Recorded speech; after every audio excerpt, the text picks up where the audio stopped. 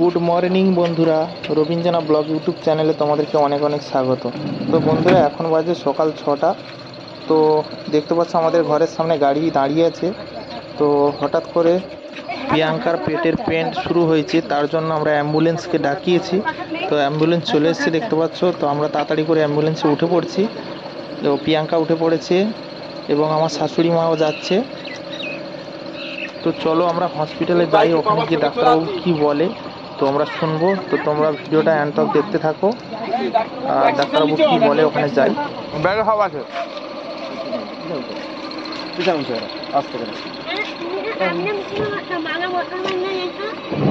আমি জানি না, জোর করে মারো, জোর করে মারো। সব জানে। যাও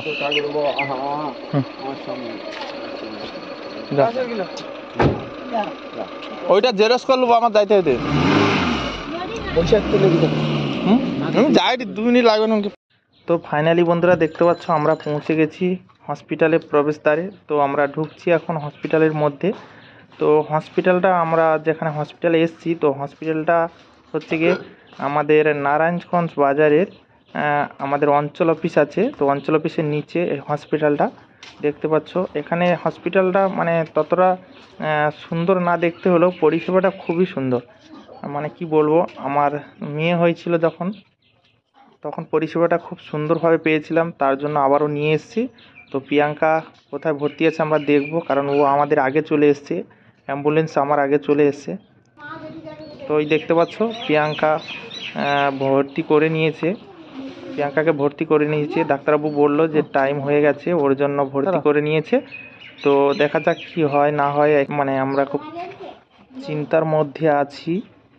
তো দেখতে পাচ্ছ প্রিয়াঙ্কা বেরিয়ে এসছে, আমার সঙ্গে কথা বলছে। ডাক্তারবাবু কি বলেছে না বলেছে সেগুলো বলছে আমাকে, কখন হবে না কি বৃত্তান্ত সব কিছু ডাক্তারবাবু বলেছে আমার আসার আগে। তো প্রিয়াঙ্কা সেগুলো বলছে। ইতিমধ্যে প্রিয়াঙ্কা হাঁটা শুরু করে দিয়েছে। তো ডাক্তারবাবু বলেছে একটু হাঁটাচলা করতে, যাতে করে পেনটা ভালোভাবে ওঠে। যাই হোক বন্ধুরা, কি হয় না হয় তোমাদেরকে অবশ্যই ব্লগ ভিডিওর মাধ্যমে জানাবো। আর ভিডিওটা বেশি বড় করলাম না, পরের ভিডিওতে সব কিছু তোমাদের মাঝে শেয়ার করব। তো সবাই ভালো থেকো, সুস্থ থেকো, টাটা, বাই বাই।